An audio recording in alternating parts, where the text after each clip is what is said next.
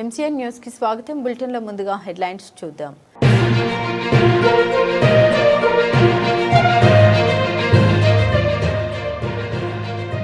పలమనేరులో medical షాపులన్నీ బంద్. Online మందుల అమ్మకాలు నిషేధించాలని medical shop నిర్వాహకులు బంద్కు పిలుపు.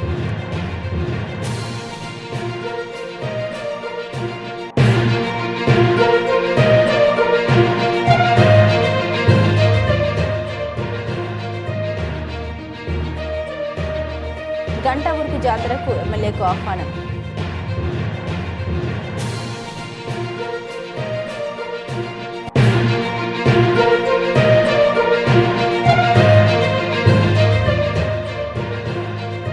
వడ్డూరు గంగమ్మ జాతరలో పాల్గొన్న ఎమ్మెల్యే ఘనంగా ఆహ్వానించిన గ్రామస్తులు.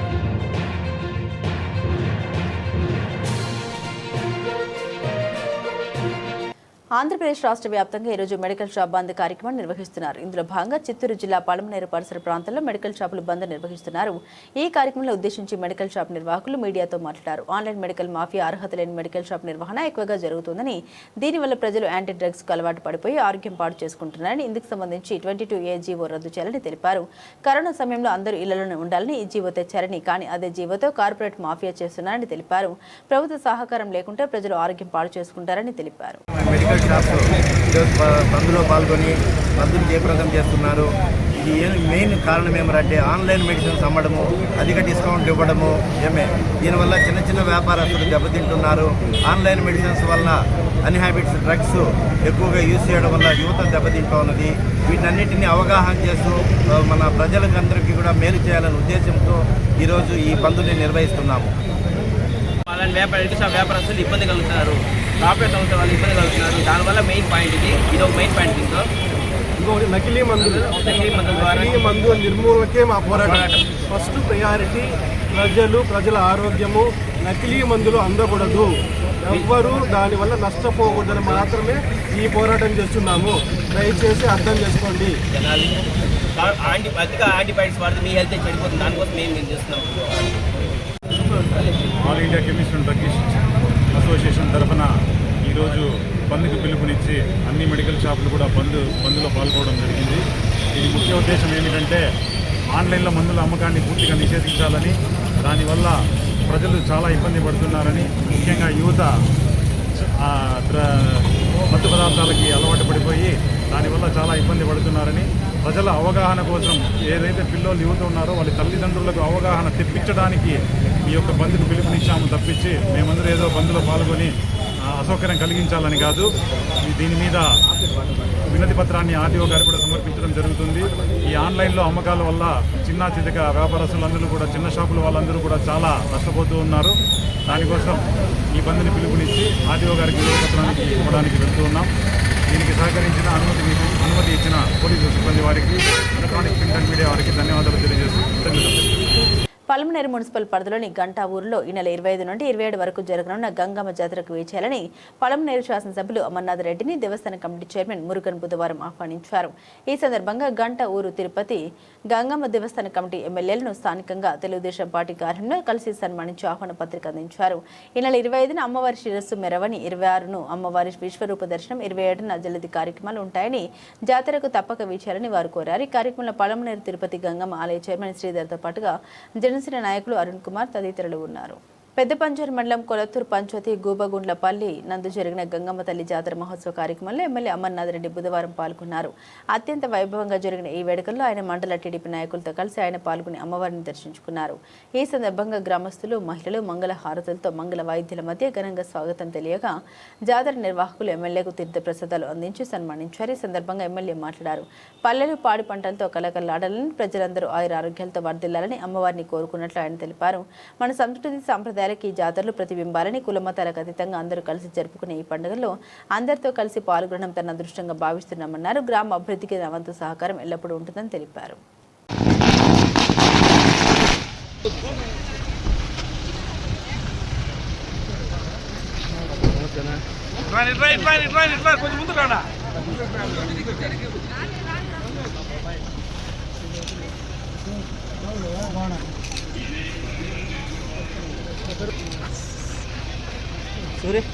చందు పాపా వచ్చినారు.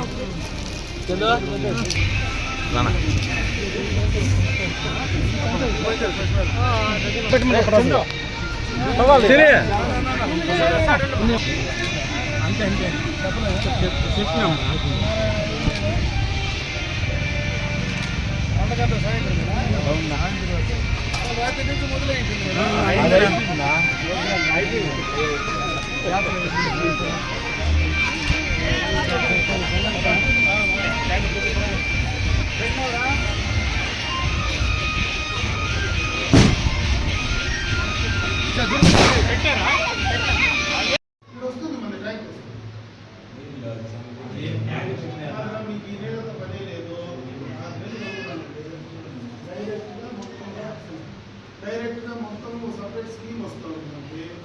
ప్రతి ఊరికి డైరెక్ట్ పంపిణీ వస్తుంది. ఊరికి కూడా మీరు డిఫరెంట్గా వచ్చింది. నేరుగా రెండు కూడా రిజర్వాయర్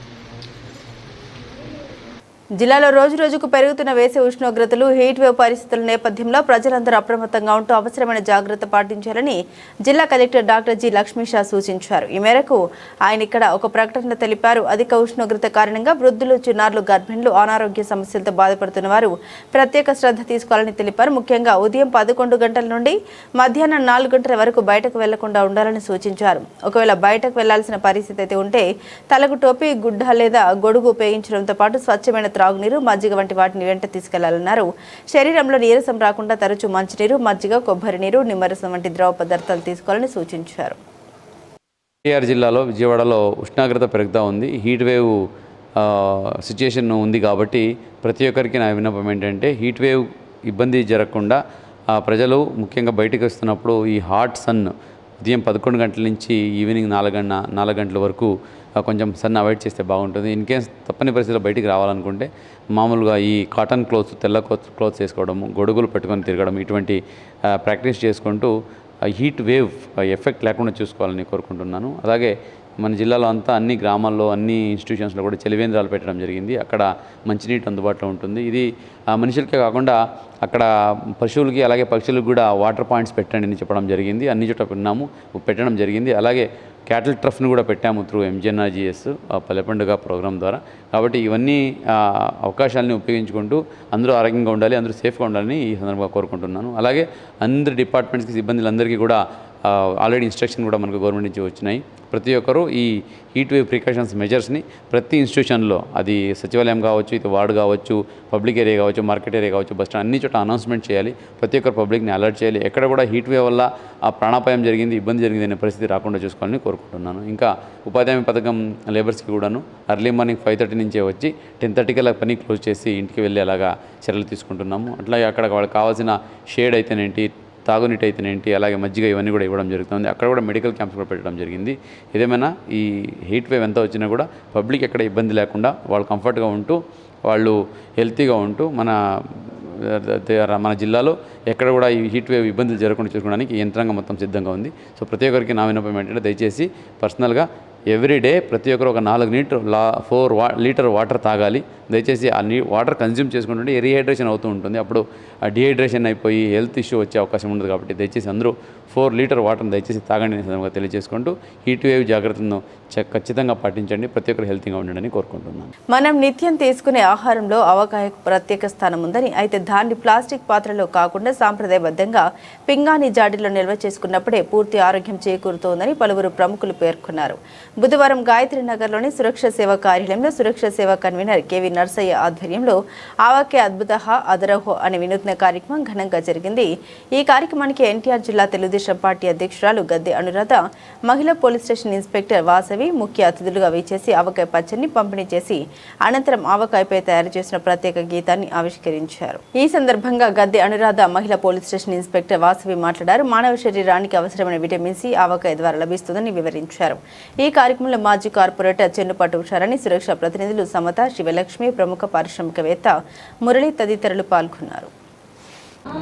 ఆవకాయ అద్భుతః అదరహో అని ఒక మంచి కార్యక్రమం కేవి నర్సయ్య గారు సురక్ష సేవ కన్వీనర్ ఈ రోజున ఒక మంచి కార్యక్రమాన్ని ఏర్పాటు చేశారు. ఇది ఏంటంటే మన పూర్వీకులు మనకిచ్చిన ఒక మంచి ఆహారం మరి ఆవకాయ పచ్చడి.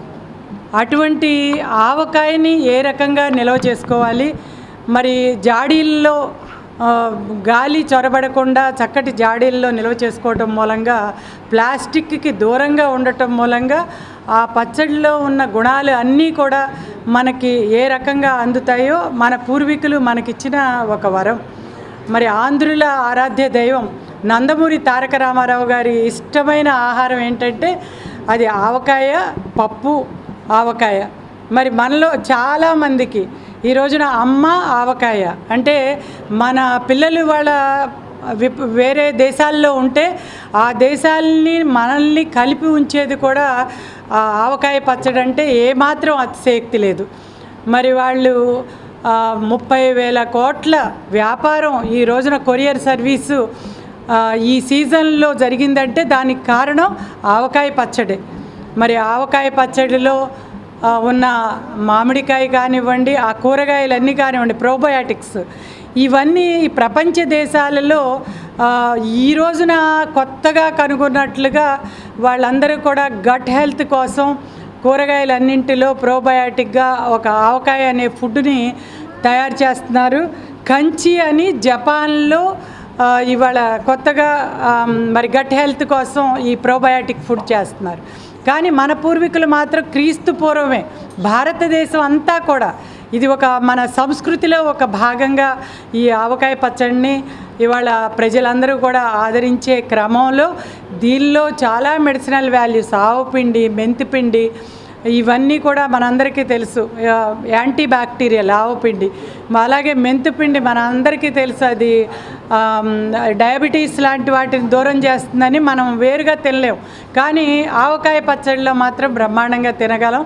మరి ఆ రకంగా మన పూర్వీకులు ఆ రోజున ఒక రకంగా చెప్పాలంటే ఒక బ్రహ్మాస్త్రంగా మన ఇంట్లో ఏమున్నా లేకపోయినా ఆవకాయ పచ్చడి ఉంటే ఇంటి నిండా పంచభక్ష పరమాన్నాలు ఉన్నట్లే భావించేవారు.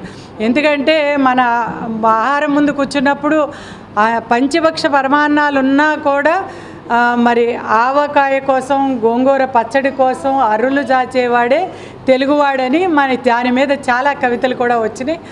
అలాంటి ఆవకాయ సంస్కృతిని మళ్ళీ గుర్తు చేస్తూ ఈ రోజున నర్సయ్య గారు చేపట్టిన ఈ కార్యక్రమం మరి అదరహో అనే మనం చెప్పాలి. ముఖ్యంగా జాడీలలో నిల్వ చేసుకోవటం, దాన్ని ప్రిజర్వ్ చేసుకోవటంలోనే దాని ఆరోగ్యం అంతా దాగుంది. దాన్ని మనం ఒక విష పదార్థంగా ప్లాస్టిక్లో పెట్టి మనం పాడు చేస్తున్నాం దాన్ని.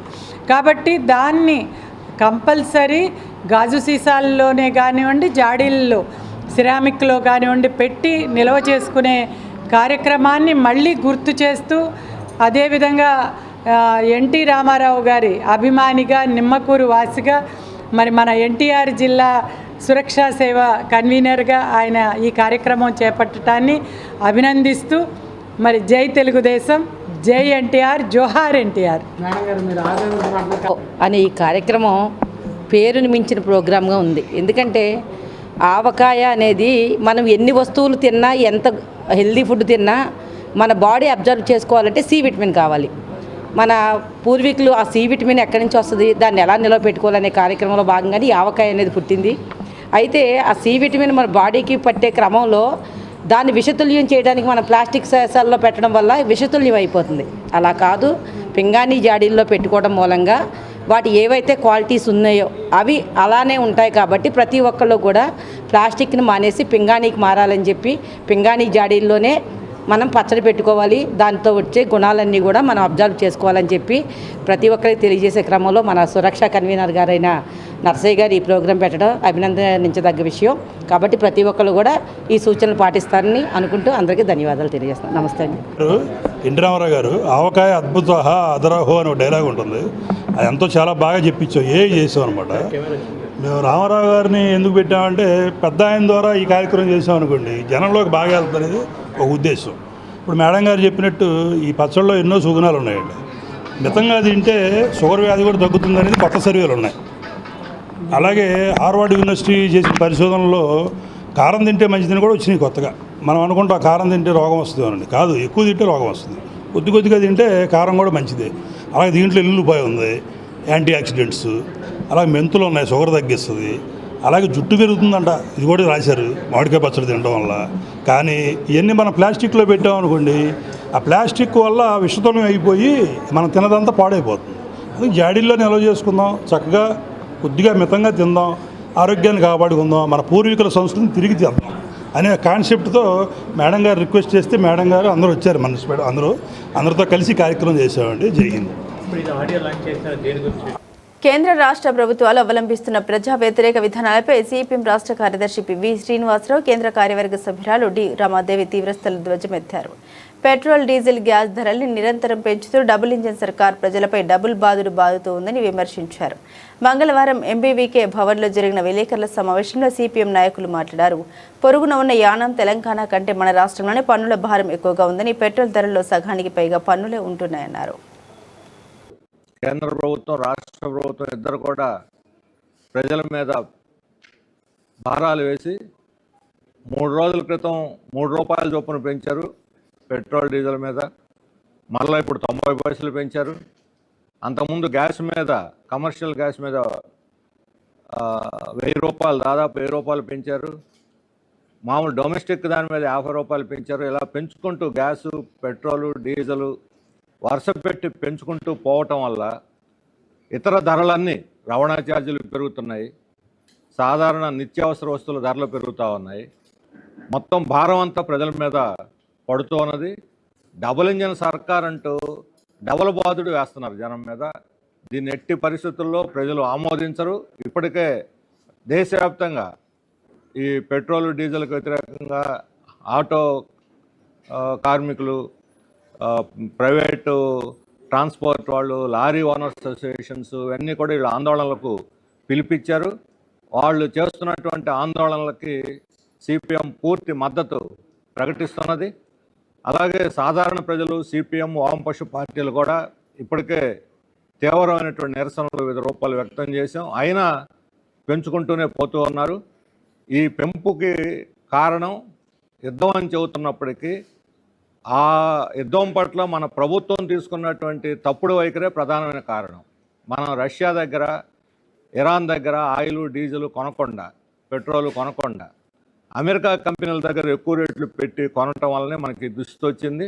ఆర్ఎస్ఎస్ నాయకులు ఓపెన్గా చెప్పారు, అమెరికా మాట విని మేము రష్యా దగ్గర ఆయిల్ కొనటం ఆపేసాము అని. రష్యా మనకు $56 ఇస్తుంటే ఈరోజు $120 పెట్టి అమెరికా కంపెనీల దగ్గర కొంటున్నాం. అంటే మోడీ ప్రభుత్వం యొక్క విధానం వల్లనే, లొంగుబాటు వల్లనే అమెరికాకి లొంగిపోయినందువల్ల ఈ రేటు పెరుగుతుంది. రెండో వైపున కేంద్ర రాష్ట్ర ప్రభుత్వాలు ఇప్పుడు మనం పెట్రోల్, డీజిల్ కొంటున్నట్లో సగం పన్నుల రూపంలో వేస్తున్నారు. VAT, excise, road development tax. ఒకటి కాదు, ఒకవైపు రోడ్ డెవలప్మెంట్ కోసం టోల్ ట్యాక్స్ వసూలు చేస్తారు, మళ్ళీ petrol, diesel, road development tax చేస్తారు. ఇది సమ్మతం కాదు. ప్రత్యేకించి మన రాష్ట్రంలో, ఈ దక్షిణాది రాష్ట్రాల్లో ఎక్కడా లేనంత ఎక్కువగా మన రాష్ట్రంలో ఉంది. ఇప్పుడు ఈరోజు మనం విజయవాడలో చూసుకుంటే రేటు పెట్రోలు $113.47 ఉంది. ఇదే యానాంలో, అంటే పాండిచ్చేరి మన పక్కనే ఉంది, మన రాష్ట్రంలో అంతర్భాగంగా ఉంది, అది పాండిచ్చేరి అడ్మినిస్ట్రేషన్ కింద ఉంటుంది. అక్కడ $100 ఉంది. అంటే $13 తేడా. వాడు అక్కడే పక్క రాష్ట్రం, కాకినాడలో 113 ఉంటే యానాంలో $100 ఉంది. తెలంగాణలో, పక్కన ఉన్న తెలంగాణలో $111 ఉంది. ఈరోజు $111. అక్కడ మనకన్నా $2 తక్కువ ఉంది. మన వాళ్ళు బార్డర్లో ఉండేవాళ్ళు తెలంగాణ పోయి కోదాడ పోయి కొట్టించుకొని వస్తున్నారు, కాకినాడ ఉండేవాళ్ళు యానాం పోయి కొట్టించుకొని వస్తున్నారు. ఎందుకని ఎక్కువ ఉంది? మొత్తం 113 రూపాయలు 59 రూపాయలు పన్నులే. Central tax, state tax, excise tax, development tax, service tax, ఇంకా ఎన్ని రకాల పనులు ఉన్నాయో చెక్క ఉన్నాడు కదా తొగ్గులకు మాదిరి పన్నుల మీద పన్నులు వేసుకుంటూ పెట్రోల్ డీజిల్ మీద బాధుడేలాగా డబుల్ ఇంజన్ సర్కార్ డబుల్ బాధుడు వేస్తూ ఉంది. మేము తీవ్రంగా ఖండిస్తున్నాం. రాష్ట్ర ప్రభుత్వం వెంటనే ఈ పెరుగున ధరను తన పన్నులోంచి తగ్గించుకొని 29 రూపాయలు ఉంది, దాన్ని తగ్గించుకోమనండి. వాళ్ళదే కదా, సెంటర్ వాళ్ళదే, స్టేట్. కుప్పంలో ప్రసన్న తిరుపతి గంగమ్మ జాతర సందర్భంగా అమ్మవారికి పట్టు వస్త్రాలు సమర్పించిన అనంతరం తిరుగు ప్రయాణంలో ముఖ్యమంత్రి దంపతులు తంజమ్మ కొట్టాల వద్ద ఆగారు. కల్లుగీత కార్మికులు తాటి ముంజలు తీస్తుండగా కాన్వాయ్ నిలిపి వారి వద్దకు వెళ్లిన సీఎం చంద్రబాబు దంపతులు ముంజలు తీసి ఇవ్వండి, రుచి చూస్తామని అడిగారు. కార్మికులు అందించిన తాజా తాటి ముంజల్ని సీఎం దంపతులు రుచి చూశారు. ఈ సందర్భంగా కల్లుగీత కార్మికులతో ముఖ్యమంత్రి కాసేపు ఆత్మీయంగా సంభాషించారు. వారి పనితీరు, కుటుంబ పరిస్థితుల గురించి అడిగి తెలుసుకున్నారు.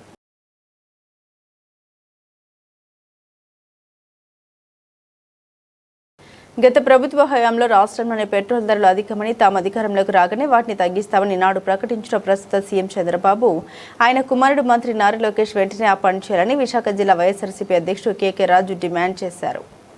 పెస్టిసైడ్స్ ఇలా అన్నిటినీ కూడా సామాన్య మధ్యతరగతి ప్రజలు, రైతులు నడ్డి విరిచే విధంగా ధరలన్నీ అధికమవుతున్న తరుణంలో ఆ సమస్యలపై బాధ్యతగా ఆ సమస్యలను పరిష్కరించాల్సిన ముఖ్యమంత్రి 45 సంవత్సరాల ఇండస్ట్రీని చెప్పుకుని చంద్రబాబు నాయుడు గారు బాధ్యతారాహిత్యంగా సమస్యలను పట్టించుకోకుండా సమస్యల్ని పక్కదారి పట్టించడం కోసం వెటకారపు రాజకీయాలు, వ్యంగ్యాస్త్రాలు, ఎంతసేపు గత ప్రభుత్వాన్ని, మాజీ ముఖ్యమంత్రి జగన్మోహన్ రెడ్డి గారిని నిందించడం, వారిపై నింద వేయటం కోసం సినిమా ఆర్టిస్టులాగా ఎన్టీ రామారావు గారు నటుడై రాజకీయాల్లోకి వస్తే ఈయన రాజకీయాల నుంచి ఈరోజు నటుడిగా మారే పరిస్థితులు చూస్తున్నాం. ప్రతి అడుగులోని ప్రతి నెల 1వ తారీఖు వచ్చిందంటే గత ప్రభుత్వ హయాంలో సూర్యుడు ఉదయించడానికంటే ముందుగానే వాలంటీర్లు వెళ్ళి పెన్షను అవ్వాతాతల చేతుల్లో పెట్టి వారి ముఖాల్లో ఆనందాన్ని నింపి ఆ కుటుంబాల్లో వెలుగును జగన్మోహన్ రెడ్డి గారు తీసుకొస్తే ఈ మహానుభావుడు ప్రతి నెల 1వ తారీఖు వచ్చిందంటే ఒక కొత్త స్కిట్టు, ఒక సెటప్, ఒక కెమెరామెన్, ఒక సెట్ ఏ విధంగా చూస్తున్నారో చూసాం. ఒక నెల ఒక కిల్లి బడ్డీకి వెళ్తారు. ఆ కిల్లి బడ్డీకి ఈయనకి వెళ్లే సమయంలో ఆ రోడ్డు మొత్తం ఖాళీ చేసి జనాలు ఎవరో లేకుండా చేస్తారు. ఇంకొక రోజు చెప్పుల షాప్కి వెళ్తారు. ఇంకొక రోజు కూరగాయల వ్యాపారి దగ్గరికి వెళ్తారు. ఇంకొక రోజు మనం ఒక రోజు చూసాం ఎక్కడో ఆయన వీధంతా సీఎం ముఖ్యమంత్రి ఇలా ముందు వీధిలో నుంచి నడిచి వెళ్తూ ఉంటే ఒక చెత్త బండి ఎదురవుతూ ఉంటుంది. అంటే ఇవన్నీ కూడా ఆయనకున్న సినీ పరిచయాలతో చేతగాక, ఈ రాష్ట్రాన్ని పరిపాలించడం చేతగాక, ఎన్నికలకు ముందు ఇచ్చిన సూపర్ 6, సూపర్ 7 హామీలు ఇవేటిని కూడా అమలు చేయలేక, ఎన్నికల ముందు ఏ విధంగా అయితే అబద్ధాలతో, అసత్యాలతో ప్రజల్లో ఉన్న ఆశావాదాన్ని అవకాశంగా తీసుకుని ప్రజల్ని మభ్యపెట్టి మోసగించి అధికారంలోకి వచ్చిన తర్వాత కూడా అదే అబద్ధాలు, అదే అసత్యాలతో, అదే మోసపూరిత ప్రకటన. దేశానికి ఆదర్శంగా ఏపీ మోడల్ ఎడ్యుకేషన్ తీర్చిదిద్దుతామని ఆంధ్రప్రదేశ్ విద్యా, ఐటీ, ఎలక్ట్రానిక్స్ శాఖల మంత్రి నారా లోకేష్ వ్యాఖ్యానించారు. ఈరోజు సచివాలయంలో డీఈఓలు, ఏపీసీలతో మంత్రి సమీక్ష సమావేశం నిర్వహించారు. ఈ సమావేశంలో పలు కీలక అంశాలపై చర్చించారు. ఈ సందర్భంగా అధికారులకు మంత్రి లోకేష్ కీలక ఆదేశాలు జారీ చేశారు. 100% ఎన్రోల్మెంట్పై అధికారులు దృష్టి సారించాలని దిశానిర్దేశం చేశారు. ప్రభుత్వ పాఠశాల పిల్లల్ని సొంత బిడ్డల్లా భావించి పనిచేయాలని సూచించారు. ప్రభుత్వ స్కూళ్లలో కనీస మౌలిక సదుపాయాల కోసం స్టార్ రేటింగ్ రావాలని మంత్రి నారా లోకేష్ మార్గనిర్దేశం చేశారు. రివ్యూ కోసం మిమ్మల్ని పిలవలేదు, యాక్షన్ ప్లాన్ తయారు చేసుకునే దానికోసం పిలిచాం. ఇప్పుడే సెక్రటరీ గారు చెప్పినట్లు నేను విద్యాశాఖ మార్చులు అయినప్పుడు నేను ఆశ్చర్యమైన విషయం ఏంటంటే ఎన్ని పాఠశాలలు ఉన్నాయి, ఏ పాఠశాలలో ఎంతమంది పిల్లలు చదువుతున్నారు, ఉపాధ్యాయులు ఏ పాఠశాలలో ఉన్నా కూడా రాష్ట్ర స్థాయిలో మాకు విజిబిలిటీ లేని పరిస్థితి. మా ఓఎస్డీ కూడా చెప్పా, పంచాయతీరాజ్ గ్రామీణ అభివృద్ధి శాఖ మార్చులుగా పనిచేసినప్పుడు డాష్ బోర్డ్ తయారు చేసాక నాకు 3 నెలలు సరిపోయింది. ఇప్పుడు రంజిత్ భాష గారు ఇక్కడ కూర్చున్నారు, ఆయన ఫస్ట్ హాఫ్లో ఓఎస్డీగా కూడా ఉన్నారు. 3 నెలలు మేము తయారు చేసాం. దాని కారణం ఏంటంటే కనీసం బేస్ ఉండే. ఇక్కడ డేటా బేస్ లేదు, ఎక్కడ ఏం జరుగుతుందో మాకు తెలియని పరిస్థితి, లర్నింగ్ అవుట్కమ్స్ ఏంటో మానిటర్ చేసుకునే పరిస్థితి లేకుండా పోయింది. సో మన ప్రయాణం అక్కడి నుంచి ప్రారంభించాం. నేను డిపార్ట్మెంట్లో పదే ఒక మాట చెప్పాను, ఏ నిర్ణయం తీసుకోవాలనుకున్నా మన సొంత పాపనో బాబు ఉండి వాళ్ళ జీవితం ఆ నిర్ణయం పైన ఆధారపడి ఉంటుంది, అది గుర్తు పెట్టుకుని మీరు నిర్ణయం తీసుకోండి చెప్పారు. ఇప్పుడు డిఓలు అయి ఉండొచ్చు, ఏపీసీలు అయి ఉండొచ్చు, మంత్రిగా నేనే ఉండొచ్చు. We're merely policy makers, implementation. But ఎక్కువ ఎఫెక్ట్ అయ్యేది మన పిల్లలు. మనం తీసుకునే నిర్ణయాల వల్ల వాళ్ళ భవిష్యత్ ఆధారపడింది.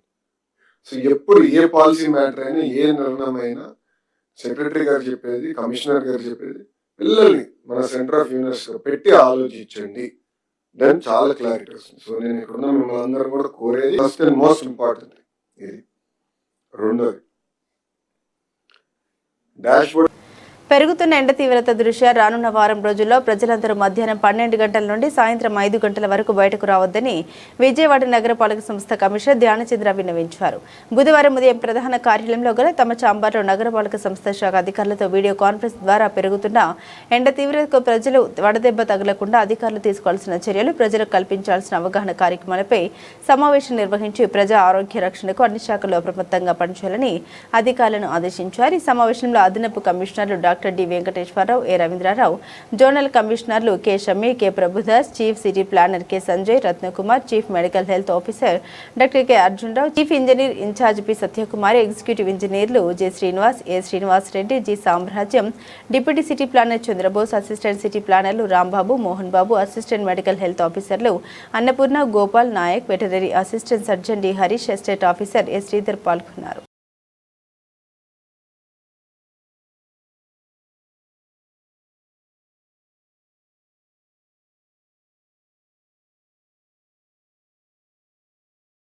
నియంత్రణ లేని ఆన్లైన్ మందుల విక్రయాన్ని నిరసిస్తూ బుధవారం ఎన్టీఆర్ జిల్లా వ్యాప్తంగా కెమిస్టు, డ్రగ్గిస్టులు చేపట్టిన ఒక రోజు టోకెన్ బంద్ విజయవంతమైంది. All India association chemist and druggist రాష్ట్ర అసోసియేషన్ పిలుపు మేరకు జిల్లాలోని హోల్సేల్, రిటైల్ వ్యాపారుల దుకాణాలను స్వచ్ఛందంగా మూసివేసి నిరసన తెలిపారు. ఆన్లైన్ ప్లాట్ఫామ్లు నిబంధన ఉల్లంఘిస్తూ వైద్యుల ప్రిస్క్రిప్షన్ లేకుండా మందులను హోమ్ డెలివరీ చేయడం వల్ల ప్రజా ఆరోగ్యానికి తీవ్ర ముప్పు వాటిల్తో ఉందని అసోసియేషన్ ప్రతినిధులు ఆందోళన వ్యక్తం చేశారు. కార్పొరేట్ సంస్థల భారీ డిస్కౌంట్ల వల్ల లక్షలాది మంది చిన్న కెమిస్టుల జీవనోపాధి దెబ్బతింటుందని ఆవేదన చెందారు. India district chemist and druggist association ప్రెసిడెంట్ని ఆన్లైన్లో మందుల విక్రయాలని ఆపాలని చెప్పని ఈ రోజున బంద్ చేయడం జరుగుతుంది. ఈ ఆన్లైన్లో ఈ మందుల వలన ప్రజలకి మత్తు మందులు, యాంటీబయాటిక్, ఎన్ఆర్ఎస్ డ్రగ్స్ విచ్చలవిడిగా వాళ్ళకి అందుబాటులో వస్తున్నాయి. ఆర్టిఫిషియల్ ఇంటెలిజెన్స్ ఏఐ ద్వారా నకిలీ ప్రిస్క్రిప్షన్స్ రైజ్ అయిపోయి అవి పేషెంట్స్ వాటికి బానిసలైపోతున్నారు. సో దానికి వ్యతిరేకంగా ప్రజల ఆరోగ్య సంరక్షణ అనే ఒకే ఒక నినాదంతో మేము ఈ రోజున 20వ తారీఖు మే 2026 ఈ రోజున one day national wide chemist బంద్ని చేస్తున్నాము. మీ అందరూ కూడా ప్రజల దృష్టికి మీ ద్వారా కూడా తెలియజేసి గవర్నమెంట్కి తద్వారా ఈ రిప్రజెంటేషన్ గవర్నమెంట్ దాకా చేరి గవర్నమెంట్ దీని మీద దృష్టి సారించి ప్రజల ఆరోగ్య సంరక్షణ నిమిత్తం కోవిడ్ టైంలో టెంపరీగా రిలీజ్ చేసిన జీవో, ఆన్లైన్లో ఏదైతే మందులు దొరికే విధంగా ఒక జీవో రిలీజ్ చేశారో ఆ జీవోని క్యాన్సిల్ చేసే దిశగా మీ అందరి సహకారం కూడా కావాలని కోరుకుంటున్నాము. ప్రజలు దీన్ని గమనించి తద్వారా ఆన్లైన్లో మెడిసిన్స్ని కొనుగోలు చేయకుండా మీరు కూడా గవర్నమెంట్ ద్వారా తెలియజేస్తూ ఈ ఆన్లైన్ మెడిసిన్స్ అని అరికట్టాలని కోరుకుంటున్నాము. Thank you. నా పేరు సాయి కుమార్ అండి. నేను NTR district chemist and druggist association general సెక్రటరీని, plus Vijayawada retail chemist association ప్రెసిడెంట్ని. ఇవాళ ఆల్ ఇండియా అసోసియేషన్ పిలుపు మేరకు, స్టేట్ అసోసియేషన్ సలహా మేరకు వాళ్ళందరి సహకారంతో వాళ్ళ వన్ డే బంద్ కోసం మాకు పిలుపు, దీనికి మేము స్పందించి టోటల్గా విజయవాడలో ఉన్న షాప్స్ అన్నీ కూడా క్లోజ్ చేయడం జరిగింది. దీనికి కారణం ఏంటంటే ఆన్లైన్లో మందులు ఏదైతే విక్రయిస్తున్నారో ఆ మందుల్ని ఒక పద్ధతి లేకుండా, ఒక రిపీటెడ్గా పేషెంట్స్కి రిపీటెడ్గా ఒక మెడిసిన్స్ లాగా కాకుండా అమ్మటం జరుగుతూ ఉంది. మేము కంట్రోల్ చేయాలి, దాన్ని ఆపాలనే ఉద్దేశంతోనే మేము ఈ బంద్కి పిలుపునిచ్చామండి. తర్వాత పాండమిక్ సీజన్లో 2 నోటిఫికేషన్స్ ఏదైతే గవర్నమెంట్ ఇచ్చిందో దాన్ని ఆ రోజు అవసరార్థం 2 నోటిఫికేషన్ ఇవ్వడం జరిగింది. దాన్ని తర్వాత మళ్ళీ క్యాన్సిల్ చేయమని మేము 2 విజ్ఞప్తులు చేశాము. కానీ గవర్నమెంట్ దాని మీద ఇప్పుడు ఏ రకమైన చర్యలు తీసుకోలేదు. కాబట్టి మా పిలుపు మేము చేసిన పని మీ అందరి సహకారంతో గవర్నమెంట్ దృష్టి తీసుకెళ్లి ప్రజల ఆరోగ్యాన్ని కాపాడాలి, ప్రజల్ని అన్నెసరీ మెడిసిన్స్ వాడకం నుంచి మీరు బయటపడేయాలి, అలాగే ఒక కెమిస్ట్ ఫెర్టిలిటీని మీరు కాపాడాలి.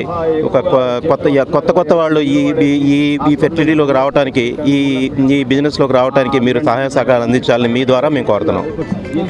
బులెటిన్ ముగించే ముందు హెడ్లైన్స్ మరోసారి.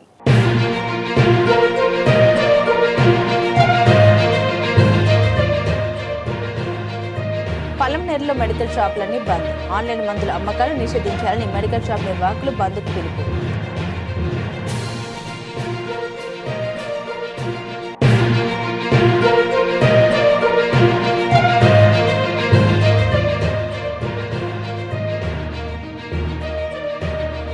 గంటా ఊరుకు జాతరకు ఎమ్మెల్యేకు ఆహ్వానం.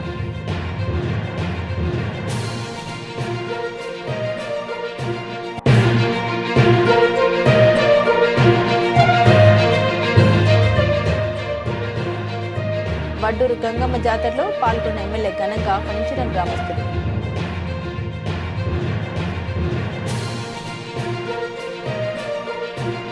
ఇవి బులెటిన్లోని విశేషాలు. తిరిగి మరో బులెటిన్తో మళ్ళీ కలుద్దాం.